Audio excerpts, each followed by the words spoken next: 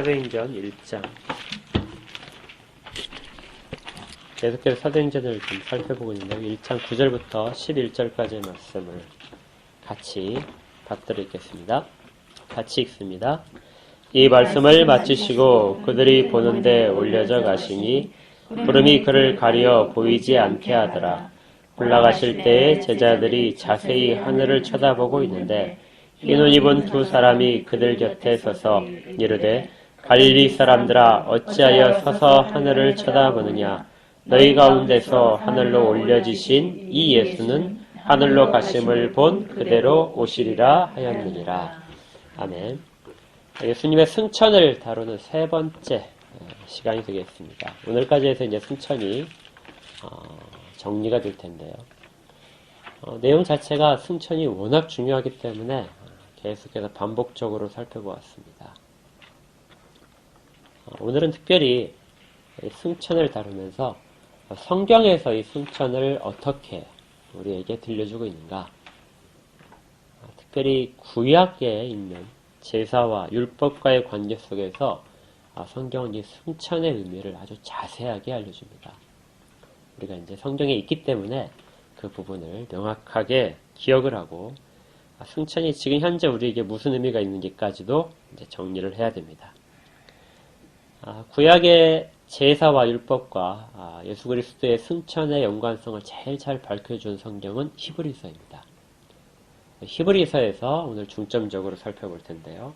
그 전에 먼저 구약에서의 제사에 대해서 우리가 좀 더 자세히 한번 먼저 살펴보고 오겠습니다. 구약에서의 제사 중에 가장 중요했던 제사들은 희생제사인 속죄제였습니다.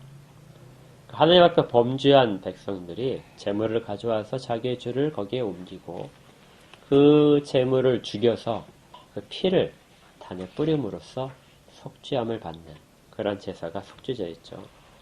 이 중에서도 모든 속죄제 중에서도 가장 중요했던 것, 정말 중요성을 가진 것, 이것이 대속죄일이라는 대속죄일에 대제사장이 이스라엘 백성을 대신해서 드리는 한 번의 제사가 있었습니다. 이 제사가 이스라엘 백성들이 가장 중요하게 생각했던 제사입니다.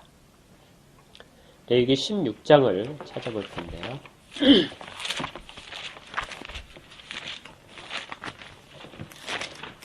레위기 16장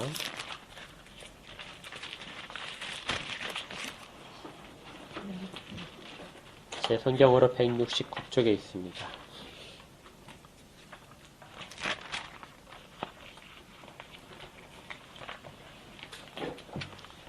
2절 말씀만 잠깐 보면요.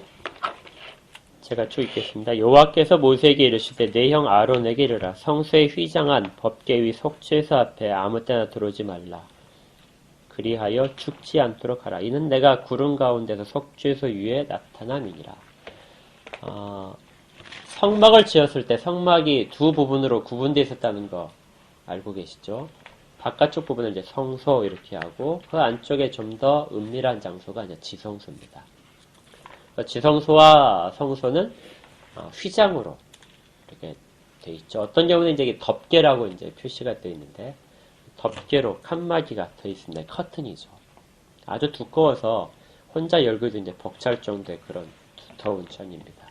안을 전혀 들여다볼 수 없도록 되어 있죠. 이 성소 안에 그리고 지성소를 가르고 있는 이 덮개로 구분된 이 장소에 아무 때나 들어오지 마라 이렇게 이제 명령을 하신 겁니다. 그리고 하나님께서 허락하신 날에만 들어올 수 있도록 그렇게 되어 있습니다. 3절에 계속해서 이렇게 있는데요. 아론이 성소에 들어오려면 아론은 대제사장이잖아요. 성소에 들어오려면 수송아지를 속죄제물로 삼고 숫양을 번제물로 삼아서 먼저 그 피를 가지고 들어와서 자기를 죄를 깨끗하게 한 다음에 그 안에 들어올 수 있다 이렇게 되어 있습니다. 왜 이런 명령을 내리셨냐면 바로 앞에 1절을 보십시오. 아론의 두 아들이 여호와 앞에 나아가다가 죽었습니다.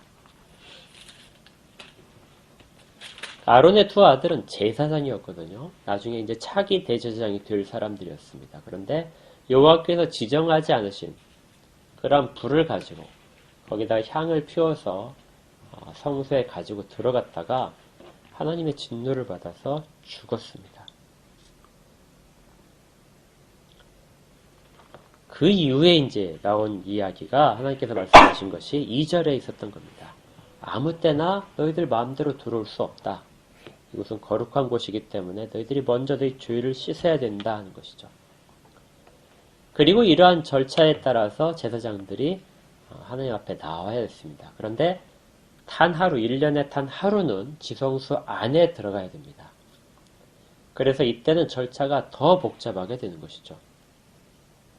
그 이야기가 이제 13절부터 이렇게 나옵니다. 11절부터 이 날에 대한 이야기가 더 자세하게 나오는데요. 아론은 자기를 위한 속죄제의 숫송아지를 드려라. 그러니까 이 날이 되면 대제사장인 아론은 숫송아지를 선택을 해서 잡게 됩니다. 그리고 자기와 집안을 위하여 속죄하고 아론과 제사장 가문의 모든 사람들을 위하여 그 죄가 이 숫송아지에게 전가가 되고 그 숫송아지를 잡아서 그 피를 가지고 12절에 보게 되면 향과 함께 가지고 들어갑니다. 그 13절에 그 향을 가지고 들어가면 그 안에 있는 성소가 모두가 다 연기로 가득 차겠죠. 거의 앞을 보지 못할 정도로 가득 연기가 찼을 때, 그래서 속죄소를 그 연기로 다 채웠을 때 그때야 비로소는 죽지 않고 들어가 있을 수 있다 이겁니다. 그리고 14절에 보니까 숫송아지의 피를 가져다 손가락으로 속죄소 동쪽에 뿌린다. 이 말은 성소와 지성소를 가르는 막이 있다고 그랬잖아요. 그 막이 이제 열린 상태입니다. 그런데도 불구하고 들어가기 전에 그 앞에다가 피를 한번, 그 숫송아지의 피를 한번 뿌립니다. 그리고 조금 더 들어가서 지성소 안에 있는 법궤 그 바로 앞에다가 7번을 피를 다시 뿌리게 됩니다. 그러니까 7이라는 숫자가 하나님 앞에 있는 그 정결함의 숫자거든요. 계시록에 보면 7영이라는 것도 있고 이렇게 되니까 7별 이런 숫자도 나오죠. 하나님 보좌 앞에 있는 7영에 대한 이야기는 바로 여기에 해당하는 내용이거든요. 7번을 뿌리게 됩니다. 이렇게 해서 자기와 제사장들의 죄를 모두 다 씻는 의식을 치룬 다음에 그 다음에 다시 나옵니다. 다시 나와서 이번에는 염소를 잡습니다. 그 염소를 잡아서 그 피를 가지고 다시 들어가는 거죠. 이때 이날에는 아무도 그 성소 안에 들어갈 수가 없습니다. 오직 대제사장만 이 일을 하는 것이잖아요. 다른 때는 제사장들이 도왔는데 이날만큼은 대제사장이 홀로 이 일을 합니다. 그래서 다시 들어가서 이번에 똑같이 덮개에 있던 쪽에 앞쪽에 한번 뿌리고 그다음 법궤 앞쪽으로 가서 속죄소라고 하는 그곳에서 7번을 뿌리게 됩니다. 이렇게 해서 두 번째 핏뿌림은 무엇을 의미하냐면 16절에 보니까 이스라엘 자손의 부정과 그들이 범한 모든 죄로 말미암아 성소를 위하여 속죄한다. 그러니까 성소도 이스라엘 백성들의 진영 가운데 있기 때문에 더럽혀졌다는 것이고 제사장들이 부정했기 때문에 성소도 더럽혀졌다는 것이죠. 성소를 다 씻고 또 이때 절차의 핏부름은 이스라엘 백성들의 죄를 씻는 것입니다. 17절에 그가 지성소에 속죄하러 들어가서 자기와 그의 지방과 이스라엘 온 회중을 위하여 속죄한다. 나올 때까지 누구든지 흠하게 있지 못할 것이다. 이렇게 해서 대속죄일의 행사가 끝나게 됩니다. 그리고 이날의 중요성은 율법에서 금식일이 모세율법 가운데 단 하루밖에 없습니다. 공식적인 율법에서의 금식일은요. 그것이 이날 대속죄일입니다. 이때는 모든 백성이 자기를 괴롭게 해야 됩니다. 괴롭게 한다는 말은 금식하라는 비유적인 표현입니다. 자기를 괴롭게 하고 이렇게 말이 나왔을 때 구약에서 보시면은 그것은 금식했다 이 표현이거든요.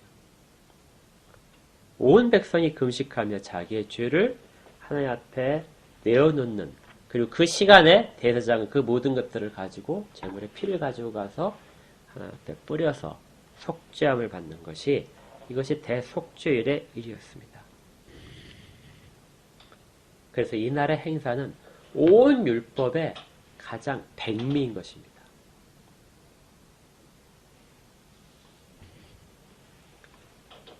그런데 이렇게 율법의 가장 핵심적이고 가장 거룩하게 드려지는 이 날의 행사가 사실은 한계를 갖고 있는 것이죠.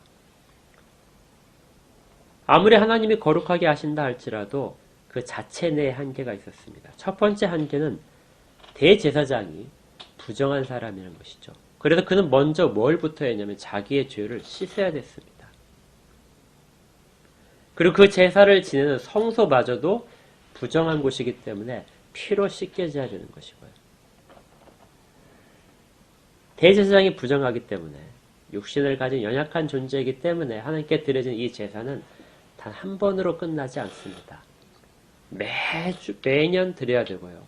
또 대제사장이 죽음을 맞이한다는 것은 이것이 한계점이 있다는, 그 제사를 지는 인간의 한계를 결실하게 되는 거죠. 죄가 있기 때문에 죽음이 찾아온다면 그는 죄에서, 대제사장마저도 스스로 죄를 완전히 벗어나지 못하는 존재라는 겁니다. 또 두 번째 한계는 제물입니다. 피를 씻는데 그 유효 기간은 1년입니다. 근데 1년이 못 되어서 누군가 자기가 죄를 범했다면 다시 제물을 가지고 개인적으로 와서 죄를 씻어야 됐습니다. 그날의 한 번의 제사가 모든 죄를 씻어주는 것은 아니라는 것이죠. 또 죄가 지어지면 또 제사를 지내야 되는 제물의 한계점이 있었던 겁니다. 그래서 히브리서를 이제 찾아볼 텐데, 히브리서에서는 이 부분에 대한 것을 다시 사람들에게 상기시켜 줍니다. 이제 히브리서를 찾아보겠습니다. 히브리서 7장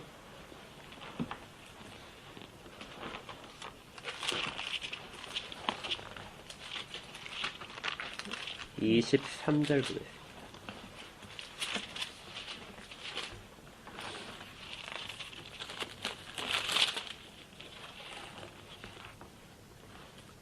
제사장 된 그들의 수요가 많은 것은 죽음으로 말미암아 항상 잊지 못함이었다. 그러니까 그 대제사장이 한 사람이 세워지겠지만 제사장을 많이 뽑아서 그 사람이 죽을 경우에 다른 사람이 대제사장이 되는 이유는 그들이 육체를 가졌기 때문에 그렇습니다.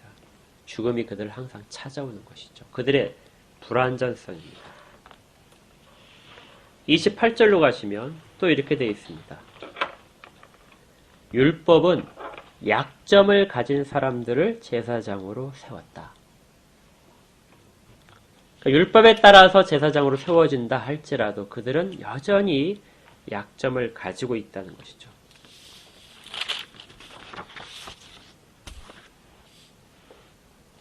이러한 약점을 가진 그러한 제사, 이러한 제사들이 계속해서 반복되었는데, 이러한 약점을 가진 대제사장들과 구별되는 이제 한 대제사장을 하나님께서 세우셨다 는 겁니다. 히브리서 3장 1절을 찾아보실게요.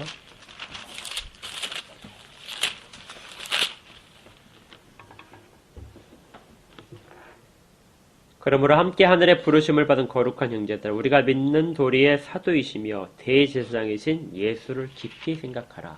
히브리서에서 예수님을 지칭하는 그 앞에 있는 명칭이 나오는데 호칭이 대제사장입니다.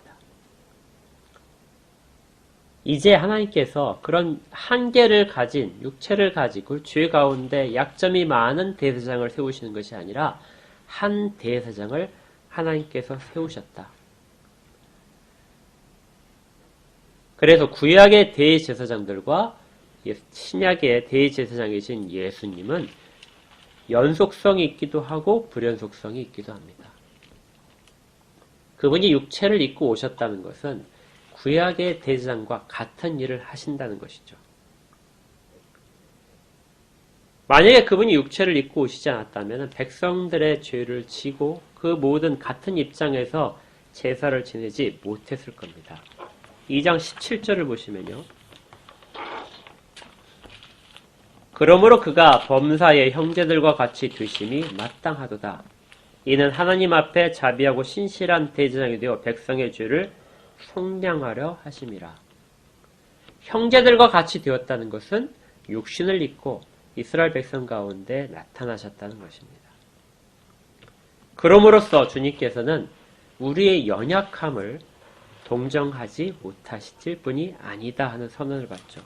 4장 15절을 보십시오.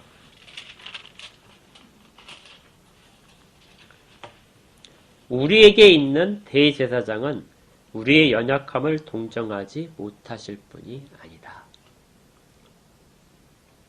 그러니까 구약의 대제사장이 단순히 어떤 그 제물을 드리고 하는 그런 형식적인 것에 동원되는 사람이 아니라 이스라엘 백성의 약함을 가지고 하나님께 나아가는 사람이었던 것처럼 이제 대제사장인 예수께서는 이스라엘 하나님의 백성들의 약함을 가지고 그것들을 다 담당하면서 동정하면서 그 마음을 가지고 하나님 앞에 나아가 제사를 지낸다. 이것이 대제사장 예수의 마음 자세였던 것이죠. 육신을 입고 오신 것은 그것을 위한 것이었다. 그런데 그분은 불연 속성에 있습니다. 구약의 대제사장들은 레위 지파의 사람으로서 아론의 자손으로 택함받은 사람들입니다.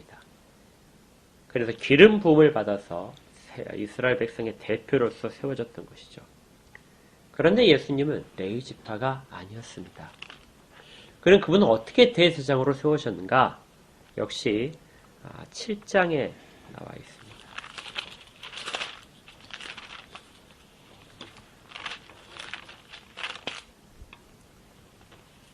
7장 11절을 보시면요. 이렇게 되어 있습니다. 레위 계통의 제사 직분으로 말미암아 온전함을 얻을 수 있었으면 어찌하여 율법을 반차를 따르지 않고 멜기세덱의 반차를 따르는 다른 한 제사장을 세울 필요가 있느냐.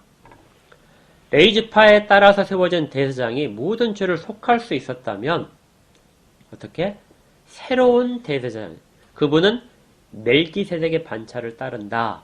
그 부분을 세울 필요가 있겠느냐 하고 물어보는 겁니다. 히브리서 5장 6절에도 내가 영원히 멜기세덱의 반차를 따른 제사장이라고 선포하시는 장면이 나옵니다. 그러니까 대제사장은 대제사장인데 레위 지파의 아론의 자손으로서의 대제사장이 아니라 멜기세덱의 순서를 따른, 멜기세덱은 그 근본이 나타나지 않은 사람이죠. 그 근본이 상고에 있다고 했습니다. 출발점은 영원점에 세워진 그 영원한 하나님의 대제사장, 그걸 지칭하는 것이 멜기세덱이거든요. 아브라함이 11조를 바쳤던, 어떤 대제사장도 세워지기 전에 믿음의 조상이라는 아브라함이 11조를 바쳤던 그 멜기세덱, 그 멜기세덱의 지위를 예수님이 가져오셨다는 겁니다. 이건 예수님이 세례를 받으신 장면에서도 나타납니다. 다른 대제사장들은 기름 부음을 받아서, 대제사장이 다른 대제사장에게 기름 부음을 받아서 세운 장면을 통하여 대제사장이 되는데 예수님은 그런 장면이 없습니다. 유일하게 예수님이 그 기름 부으신 것과 비슷하게 선언되는 장면이 있어요. 그것이 뭐냐면 우리 지지난주에 배웠던 그 예수님이 세례 받으셨던 장면입니다. 예수님이 세례 받으실 때 하늘에서 소리가 있었죠. 이는 내 사랑하는 아들이다. 시편 2편에 있는 이것은 기름 부어서 왕이나 대제사장을 선택할 때에 회중들이 불렀던 그 찬양의 내용입니다. 이는 내 사랑하는 아들이다. 이 말을 통해서 예수님은 대제사장으로서 세워주심을 받은 것이 확인된 겁니다. 그럼 기름 부음 대신에 무엇을 받았느냐? 우리 기억하듯이 그때 성령이 예수님께 내려왔죠. 그래서 성령을 받으심으로써 대제사장으로 세우셨다는 겁니다. 그러니까 예수님이 세례 받으신 사건은 단순히 하나님의 아들로서 선언될 뿐만이 아니라 대제사장으로서 세워지신 그런 등극식 대장으로 세워진 그런 예식이었던 것입니다. 이처럼 구약의 대제사장의 그 명칭을 예수님이 가져오시면서 연속성으로는 육체를 가지고 입고 그 임무를 수행하시기 때문에 우리의 모든 약한 부분들을 동정하시고 담당하실 수 있는 것이고, 또 불연속성이 있기 때문에 대제사장들이 가졌던 약한 부분들을 다 해소하실 수 있던 겁니다. 그럼 이제 하나에 남는 것이 있다면 제물입니다. 그럼 이 대제사장은 무슨 제물을 갖고 하나님 앞에 제사를 지내시는가? 제물에 한계점이 있다고 그랬죠. 그 한계점을 뛰어넘는 흠이 없고 영원한 제물, 그것이 바로 본인이셨습니다. 동정녀 탄생은 이 흠없는 제물로 태어나셨다는 것을 나타냅니다. 히브리서 7장에서 계속해서 이렇게 26절을 보시면 이렇게 되어 있는데요. 이러한 대제사장은 우리에게 합당하니 거룩하고 악이 없고 더러움이 없고 죄인에게서 떠나 계시고 하늘보다 높이 되신 분이다. 죄가 없으신 분이 스스로 자기를 죽여서 그 피로 모든 속죄 제물의 피를 대신했다는 것입니다. 그리고 계속해서 27절에 그는 저 대제사장들이 먼저 자기 죄를 위하여 다음에 백성의 죄를 위하여 날마다 제사 드린 것 같이 할 필요가 없으니 그가 단번에 자기를 드려 이루셨습니다. 단 한 번의 제사, 대속죄일에 드렸던 계속해서 반복되어 해마다 반복됐던 그런 제사가 아니라 단 한 번의 속죄 제물로 본인이 직접 그 모든 것들을 담당하셔서 피를 흘려주심으로 단 한 번의 제사를 드렸다는 겁니다. 이 단 한 번의 제사는 횟수로서의 한 번일 뿐만 아니라 영원한 제사를 의미합니다. 그 효력이 다시 사라지지 않고 영원히 지속된다 그래서 단 한 번을 말합니다. 히브리서 9장에는 26절에 이렇게 되어 있습니다. 그리하면 그가 세상을 창조할 때부터 자주 고난을 받았어야 할 것인데 이제 자기를 단번에 제물로 드려 죄를 없이 하시려고 세상 끝에 나타나셨다. 이렇게 해서 가장 정결한 제사, 모든 하나님의 백성들의 죄를 씻는 제사, 그리고 단 한 번으로서 영원히 유효하게 되는 제사가 드려진 것입니다. 그런데 이렇게 해서 제사가 완성된 것이 아니에요. 제물을 죽여서 피를 얻었다면 그 피를 가지고 이제 지성소에 들어가야 됩니다.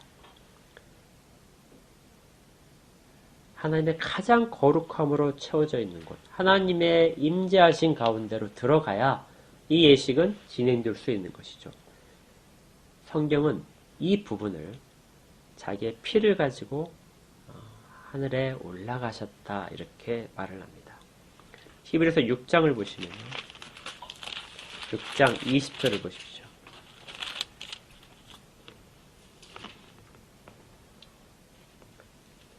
그리로 앞서가신 예수께서, 그리로 앞서가셨다는 것은 바로 앞에 19절에 우리가 이 소망을 가지고 있는 것은 영혼의 닭 같아서 튼튼하고 견고하여 휘장 안에 들어간다. 그 휘장 안에 들어가셨다는 것이 20절입니다. 그리로 앞서가셨다. 예수께서 앞서가셨는데 멜기세덱의 반차를 따라 영원히 대제사장이 되어 우리를 위하여 들어가셨느니라. 예수님은 예루살렘에 있던 그 성전에 있는 지성소에 들어가시지 않았습니다. 그럼에도 불구하고 히브리서에서는 그 구약의 제사처럼 그 휘장의 안으로 들어가셨다 이렇게 말을 하는 것이죠. 9장 12절에서는 자기 피를 가지고 지성소에 들어가셨다 이렇게 표현하고 있습니다. 염소와 송아지의 피로 하지 아니하고 오직 자기의 피로 영원한 속죄를 이루사 단번에 성소에 들어가셨느니라.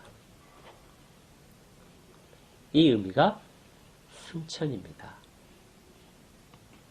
땅에 있는 성소와 지성소는 하늘에 있는 하나님의 나라에 대한, 하나님이 계신 곳에 대한 상징이었습니다.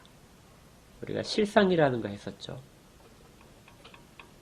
제사장이 해마다 드렸던 그 대속죄일의 핏부림과 이런 것들은 하늘에 있는 하나님께 드려지는 모든 제사들을 상징하고 있었던 것이죠. 이제 그 실체로서 예수님께서 자기 피를 가지고 피 흘려 죽으신 후에 그리고 승천하시면서 하나님의 성소에 들어가는 겁니다. 하늘에 성소가 따로 있는 것이 아니라 하나님이 계신 하늘 전체가 성소이고 그 장면이 승천의 장면입니다. 이렇게 하나님은 손으로 짓지 않으신 그런 더 크고 완전한 장막에 실제인 곳에 자기를 제물로 해서 대제사장으로서 들어가시고 단 한 번에 모든 것들을 이루시고 그 효력이 끝까지 가기래 히브리서는 예수님을 영원한 대제사장이다 이렇게 말하는 것입니다. 그런데 아직 속죄제의 예식이 다 끝난 게 아닙니다. 대제사장이 그렇게 핏부림을 하고 그 다음에 거기서 끝나는 것이 아니라 성소 밖으로 나와서 이스라엘 백성들에게 너희 죄가 씻어졌다 하고 선포를 합니다. 이렇게까지 해야 속죄 제사는 완성이 됐던 것이죠. 똑같은 일이 예수님께서도 하시고 계십니다. 예수님은 하늘 성소에 들어가신 다음에 다시 오시지는 않죠. 재림 때까지 오시지 않습니다. 대신 우리에게 영적으로 임재하십니다. 지난주에 살펴봤던 신성으로서 우리 가운데 계속해서 오시고 항상 함께 계실 것입니다. 그리고 그 가운데 성령님의 사역이 등장하게 되죠. 성령을 보내시겠다. 성령 우리 가운데 임하실 그러한 모든 것들은 이 속죄의 제사가 완성되었다는 뜻입니다. 속죄의 제사가 완성된 다음에 백성들이 받는 칭호는 의롭다 하는 칭호입니다. 너희들이 죄에서 떠난 자들이다. 하나님 앞에 의로운 자라는 칭호를 받을 때 그때 일어난 일들인데 성령이 임하심으로써 이제 모든 백성들은 의롭다 하는 것을 받게 될 것입니다. 하나님과의 교제가 가능하고 하나님이 원하시는 모습대로 세상을 살아갈 수 있게 된다는 것이죠. 성령을 보내시겠다. 성령이 너에게 임하실 것이라는 말은 이 제사의 완성을 이야기합니다. 여기까지 해서 대제사장의 사역이 이제 완성되는 것이죠. 그렇지만 예수님은 영원하다고 그랬습니다. 그래서 그 당시에 사도들에게만 이런 일이 발생한 것이 아니라 지금 우리에게도 모든 교회 신자된 사람들에게 진정으로 고백하는 자들에게 같은 일들을 하십니다. 지금도 우리에게 성령이 오셔서 그리스도의 그 핏불으로 완성된 영원한 속죄 제사의 효력을 지금도 우리에게 누릴 수 있도록 발생시키는 것입니다.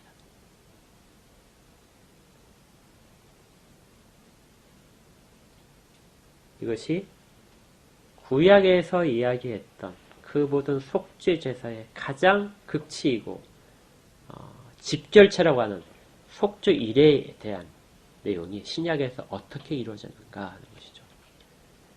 그래서 예수님께서 내가 율법이나 선지자를 폐하러 온 것이 아니라 완성하러 오셨다고 말합니다. 율법의 가장 핵심이 이렇게 완성되는 것이죠. 지금 우리에게 일어난 일들은 이 과정을 거쳐서 이루어진 일들입니다.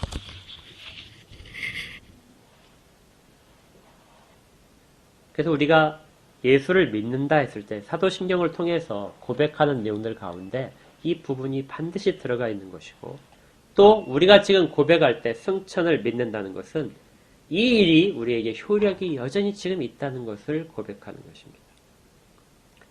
우리의 죄가 그분의 대속을 통하여 그분의 승천을 통하여 그리고 성령을 보내심을 통하여 완결이 되었다. 다 씻겨졌다. 너희는 이제 하나님 앞에 의로운 존재로 세워졌다 하고 선포를 받았다는 것을 기억해야 됩니다.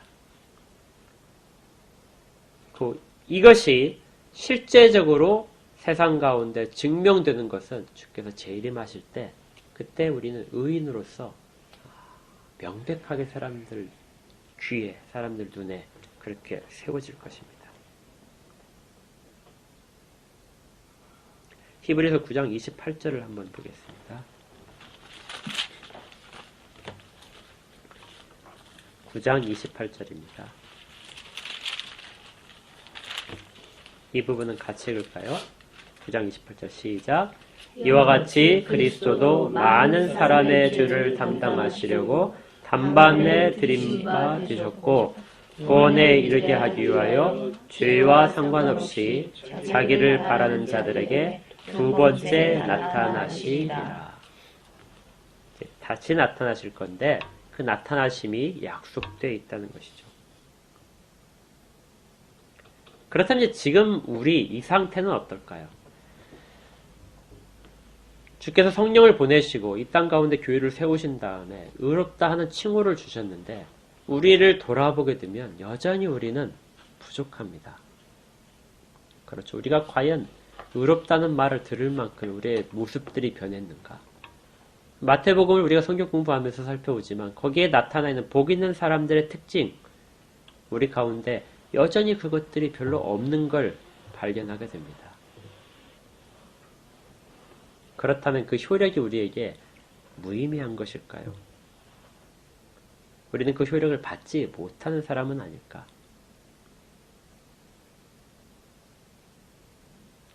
성경은 이 부분에 대해서도 설명을 해줍니다. 빌립보서를 잠깐 여기 접어놓으시고 빌립보서 잠깐 보십시오. 앞으로 가시면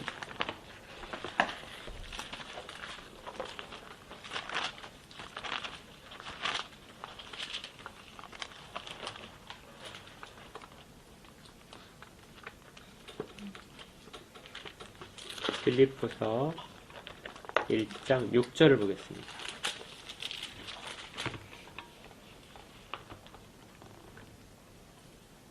너희 안에 착한 일을 시작하신 이가 그리스도 예수의 날까지 이루실 줄을 우리는 확신하노라.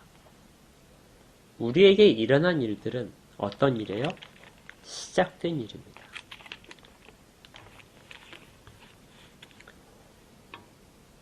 우리를 의롭다고 하셨지만 우리에게 일어난 부분들은 시작이라는 것이죠.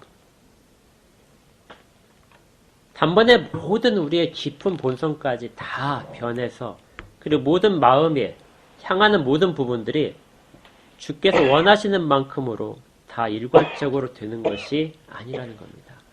시작하신 것이죠. 이제 이 일들은 진행형입니다. 신앙은 완성이 아니라 진행입니다. 언제까지 진행돼요? 그리스도 예수의 날까지 진행될 겁니다.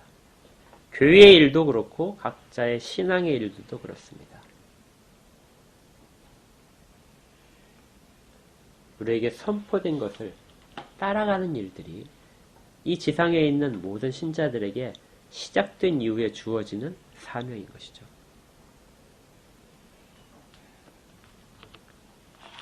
다시 히브리서로 가시면 이제 정리를 하겠습니다. 히브리서 이제 뒤쪽에 가면 어떻게 선포되냐면요.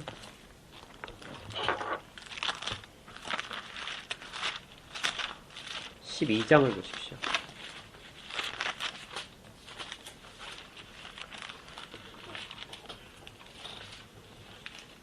12장 1절과 2절을 보게 되면 이러므로 우리에게 구름같이 둘러싼 허다한 증인들이 있으니 모든 무거운 것과 얽매기 쉬운 죄를 벗어버리고 인내로써 우리 앞에 당한 경주를 하며 2절 믿음의 주요 또 온전케 하신 이는 예수를 바라보자.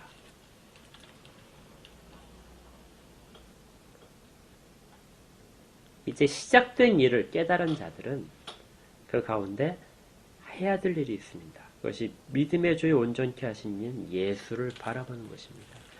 모든 초점과 생각의 근본을 예수께 두고 그리고 나서 12절 1절에 있는 것처럼 우리 앞서 이루어진 모든 일들에 대한 증인들을 바라보면서 모든 무거운 것과 얽매기 쉬운 죄를 벗어버리고 인내하면서 그 길을 가자는 것입니다.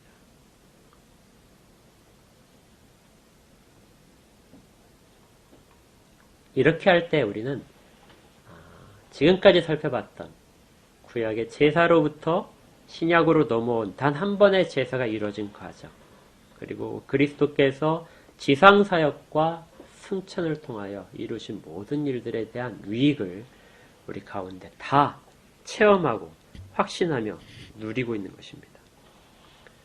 이렇게 했을 때 우리가 주께서 가르쳐 주신 것처럼 내 이름으로 기도하라 하신 것처럼 우리가 기도할 때마다 주 예수 그리스도 이름으로 기도합니다 하는 것이 효력이 있는 겁니다.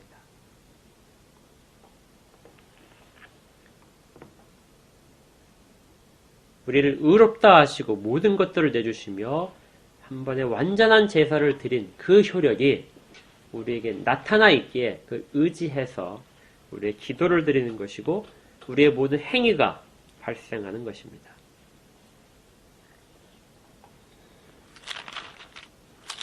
그래서 히브리서는 마지막 13장에서 이렇게 종결 부분에서 아주 중요한 말을 전해줍니다. 13장 8절을 보십시오. 7절부터 보겠습니다. 하나님의 말씀을 너에게 일러주고 너희를 인도하던 자들을 생각하며 그들의 행실의 결말을 주의하여 보고 그들의 믿음을 본받아라. 예수 그리스도는 어제나 오늘이나 영원토록 동일하시다. 사도들에게 행하셨던 일들, 그 일들을 지금도 주님은 어제나 오늘이나 또 우리 자녀 세대에까지 동일하게 하실 것이다. 하나님의 말씀을 너에게 일러주고 너희를 인도하던 자들을 생각하고 그들의 행실의 결말을 주위에서 보고 믿음을 본받아서 그 길을 여전히 주께 의지하여 가라 하는 것입니다.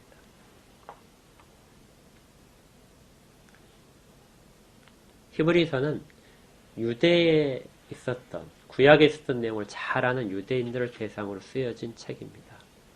그리고 무엇보다도 다른 어떤 책보다도 예수 그리스도의 죽으심과 승천과 성령을 보내시는 일, 여기에 대한 가장 완벽한 설명을 성경적으로 해주는 책입니다. 그리고 마지막의 결론은 그 예수가 지금 너희의 주시다고 이야기합니다. 그리고 이제 시작된 일들을 인내의 경주로서 가라.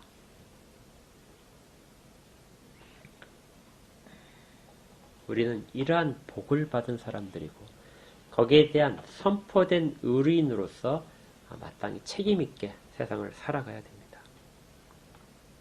이걸 기억하시면서 기도하실 때, 찬양하실 때 정말 뿌듯한 자부심과 그리고 우리를 향하신 그 하나님의 자애로운 눈길과 또 우리 가운데 있는 마땅히 따라가야 될 책임감과 다짐들을 같이 가지셔야 될 것입니다. 우리 한특교회가 이 일 가운데 다 쓰기를 주의 이름으로 축복합니다. 기도하겠습니다. 하나님 감사합니다.